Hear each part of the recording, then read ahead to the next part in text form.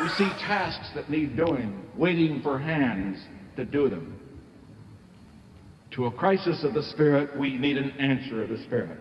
And to find that answer, we need only look within ourselves.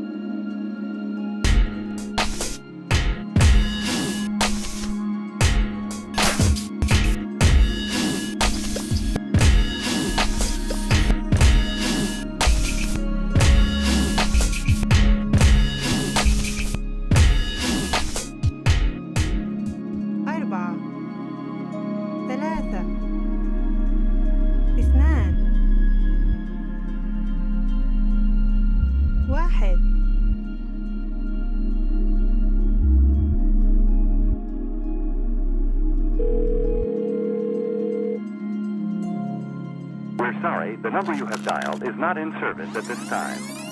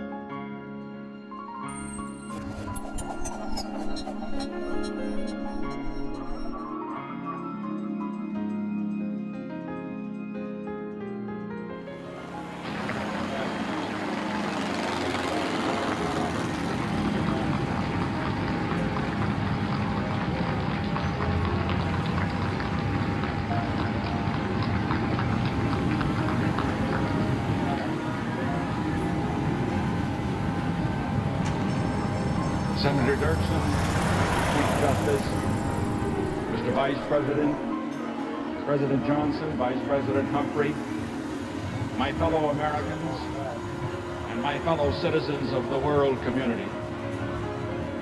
I ask you to share with me today the majesty of this moment. In the orderly transfer of power, we celebrate the unity that keeps us free.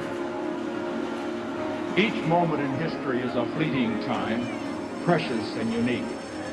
But some stand out as moments of beginning, in which courses are set that shape decades or centuries.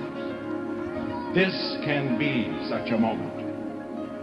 Forces now are converging that make possible for the first time the hope that many of man's deepest aspirations can at last be realized. The spiraling pace of change allows us to contemplate within our own lifetime advances that once would have taken centuries. In throwing wide the horizons of space, we have discovered new horizons on Earth.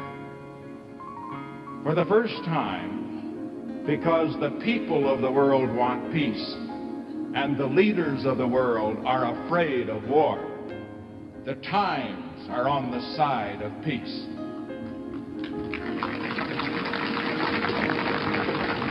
Eight years from now, America will celebrate its 200th anniversary as a nation.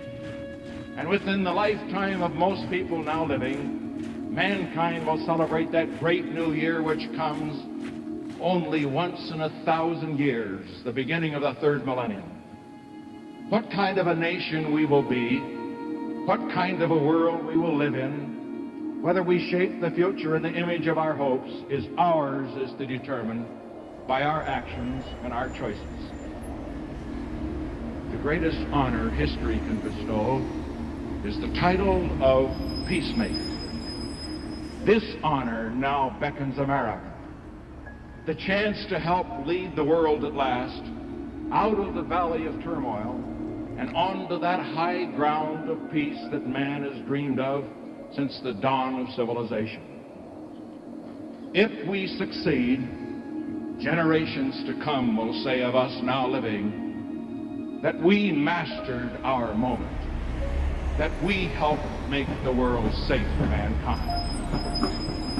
This is our summons to greatness, and I believe the American people are ready to answer this call.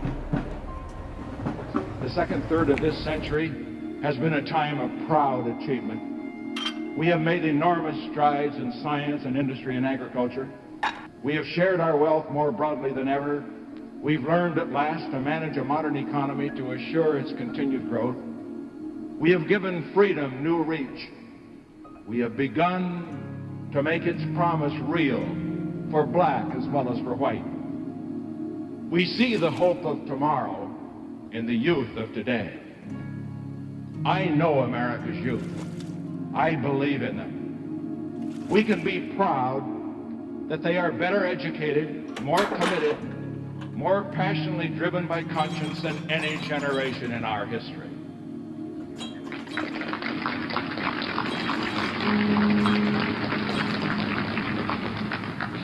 No people has ever been so close to the achievement of a just and abundant society, or so possessed of the will to achieve it. And because our strengths are so great, we can afford to appraise our weaknesses with candor and to approach them with hope.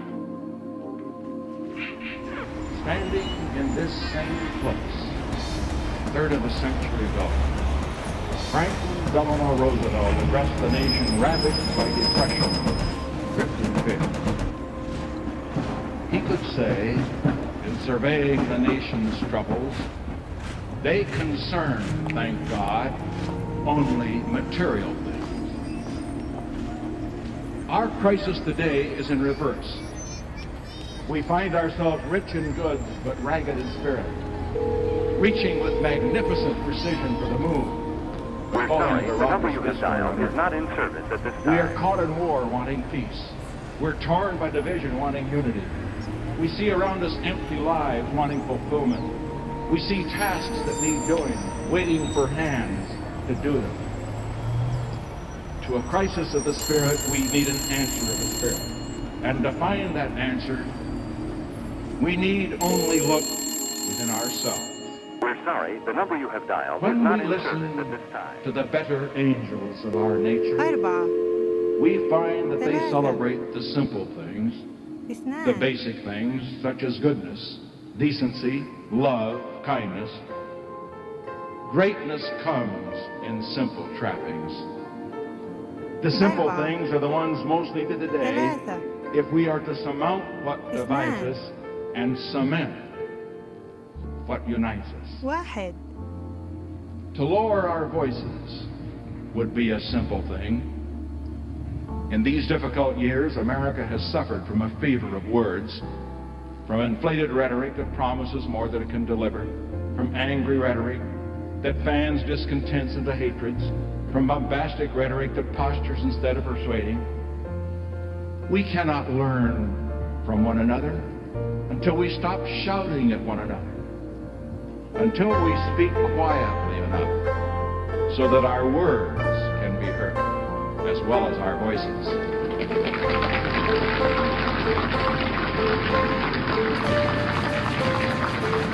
For its part, government will listen. We will strive to listen in new ways to the voices of quiet anguish, The number you have the dialed. voices that speak without words, The new number واحد. the voices of the heart, اثنان ثلاثة to the أربعة. injured voices, the anxious voices, the voices that have despaired of being heard. Those who have been left out, we will try to bring in. Those left behind, we will help to catch up. For all of our people, we will set as our goal the decent order that makes progress possible in our lives and here. As we reach toward our hopes, our task is to build on what has gone before, not turning away from the old, but turning toward the new. In this past third of a century, government has passed more laws, spent more money, initiated more programs than all our previous history. It's not a In toy. pursuing our goals of full employment, better housing, excellence in education, in rebuilding our cities and improving our rural areas, in protecting our environment, enhancing the quality of life, and all these and more, we will and must press urgently forward. We shall plan now for the day when our wealth can be transferred from the destruction of war abroad to the urgent needs of our people at home.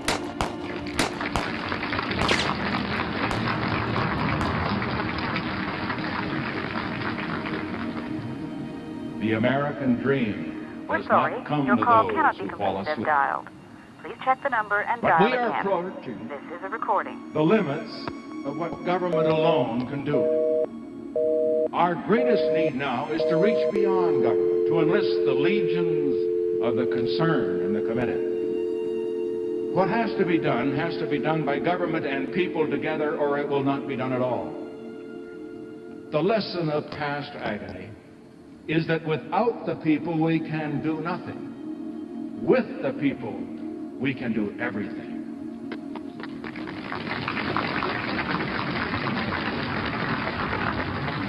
To match the magnitude of our tasks, we need the energies of our people enlisted not only in grand enterprises, but more importantly, in those small, splendid efforts that make headlines in the neighborhood newspaper instead of the national journal. With these, we can build a great cathedral of the Spirit, each of us raising it, one stone at a time, as he reaches out to his neighbor, helping, caring, doing. I do not offer a life of uninspiring ease. I do not call for a life of grim sacrifice. I ask you to join in a high adventure, one as rich as humanity itself and exciting as the times we live in. The essence of freedom is that each of us shares in the shaping of his own destiny. Until he has been part of a cause larger than himself, no man is truly whole. The way to fulfillment is in the use of our talents. We achieve nobility in the spirit that inspires that use. As we measure what can be done, we shall promise only what we know we can produce. But as we chart our goals, we shall be lifted by our dreams. No man can be fully free while his neighbor is not. To go forward at all is to go forward together. This means black and white together as one nation, not two. The laws have caught up with our conscience. What remains is to give life to what is in the law, to ensure at last that as all are born equal in dignity before God, all are born equal in dignity before man.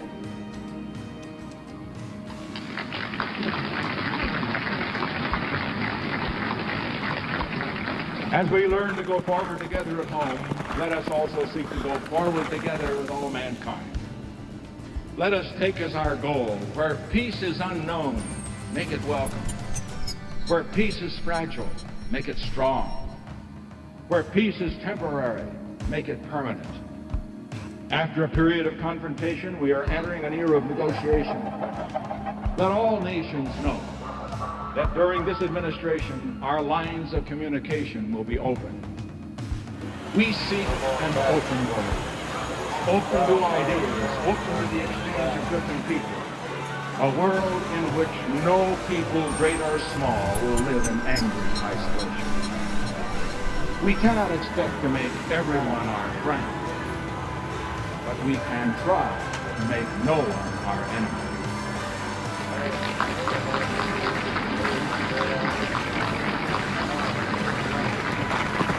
Those who would be our adversaries, we invite to a peaceful competition, not in conquering territory or extending dominion, but in enriching the life of man. As we explore the reaches of space, let us go to the new worlds together, not as new worlds to be conquered, but as a new adventure to be shared. And with those who are willing to join, let us cooperate to reduce the burden of arms, to strengthen the structure of peace, to lift up the poor and the hungry. But to all those who would be tempted by weakness, let us leave no doubt that we will be as strong as we need to be for as long as we need to be.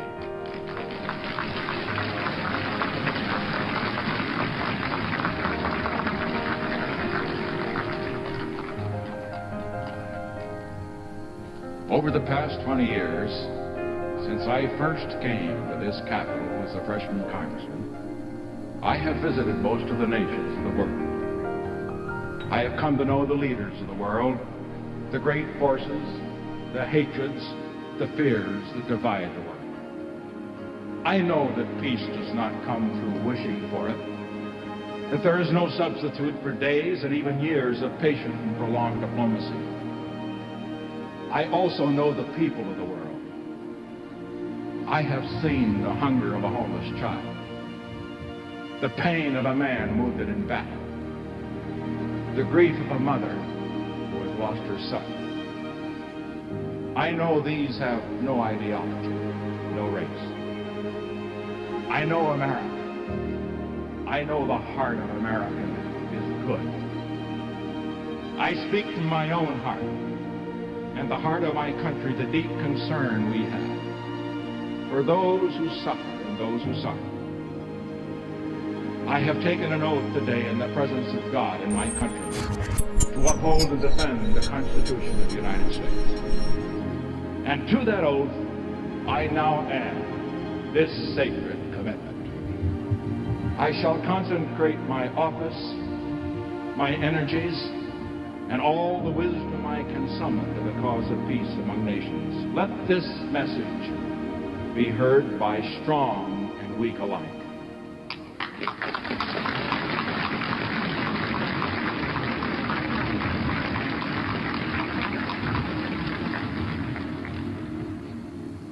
The peace we seek, the peace we seek to win, is not victory over any other people, but the peace that comes with healing in its wings, with compassion for those who have suffered, with understanding for those who have opposed us, with the opportunity for all the peoples of this earth to choose their own destiny. Only a few short weeks ago, we shared the glory of man's first sight of the world as God sees it, as a single sphere reflecting light in the darkness. As the Apollo astronauts flew over the moon's gray surface on Christmas Eve, they spoke to us of the beauty of Earth And in that voice so clear across the lunar distance, we heard them invoke God's blessing on its goodness.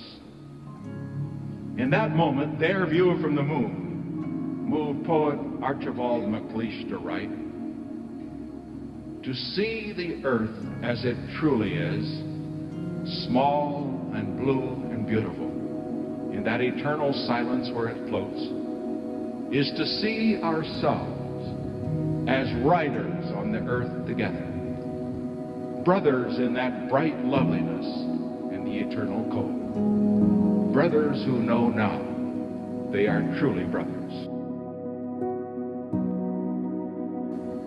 In that moment of surpassing technological triumph, men turn their thoughts toward home and humanity, seeing in that far perspective that man's destiny on earth is not divisible, telling us that however far we reach into the cosmos, our destiny lies not in the stars, but on earth itself, in our own hands, in our own hearts. We have endured a long night of the American spirit.